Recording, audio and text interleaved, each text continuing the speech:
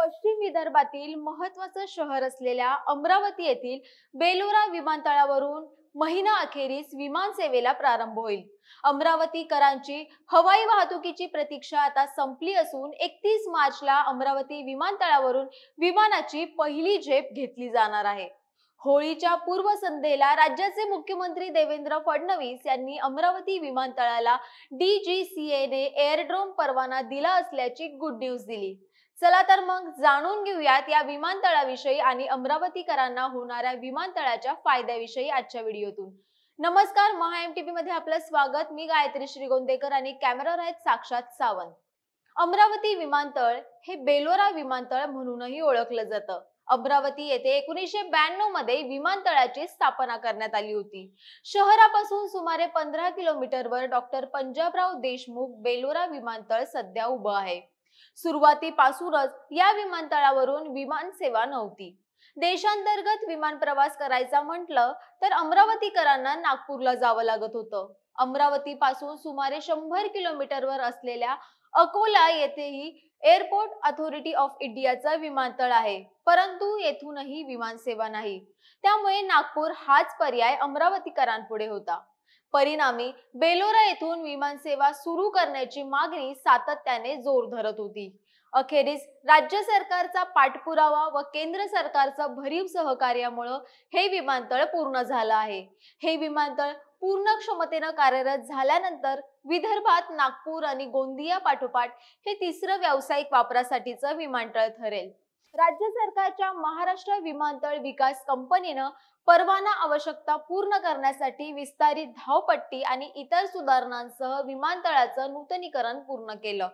अमरावती विमानतळ हे 389 हेक्टर क्षेत्रफळावर बांधण्यात आलंय।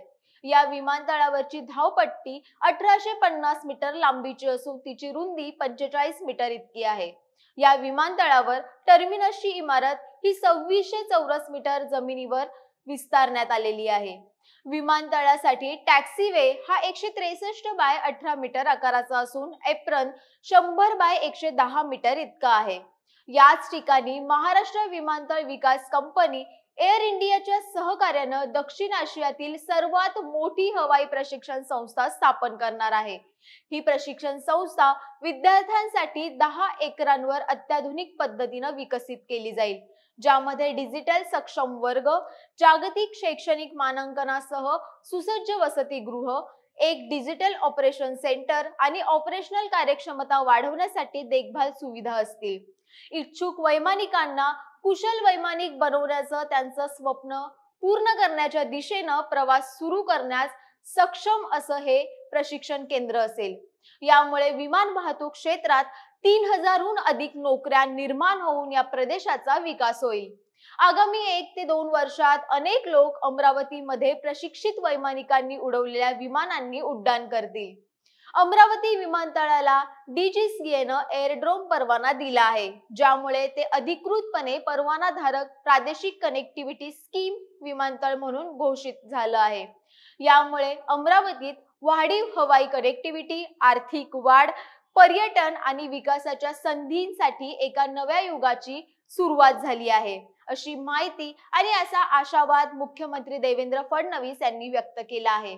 त्यामुळे लवकरच अमरावती विमानतळावरून विमानांचं टेक ऑफ होणार असून अमरावती मुंबई 72 ATR विमान सेवेचा अमरावतीकरांना लाभ मिळेल।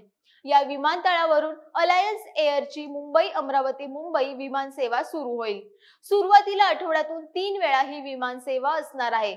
त्यामुळे गेल्या अनेक वर्षांपासूनचं अमरावतीकरांचं विमान प्रवासाचं स्वप्न अखेर सत्यात उतरणार आहे।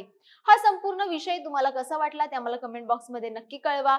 या विषयावरची तुमची मतं कमेंट बॉक्समध्ये नक्की कळवा। महा MTVच्या फेसबुक पेजला लाईक करा, आमचं YouTube चॅनल आहे ते देखील सबस्क्राइब करा आणि अशाच अन्य घडामोडींसाठी www.mahamtv.com या आमच्या संकेतस्थळाला नक्की भेट द्या। तुर्तास धन्यवाद।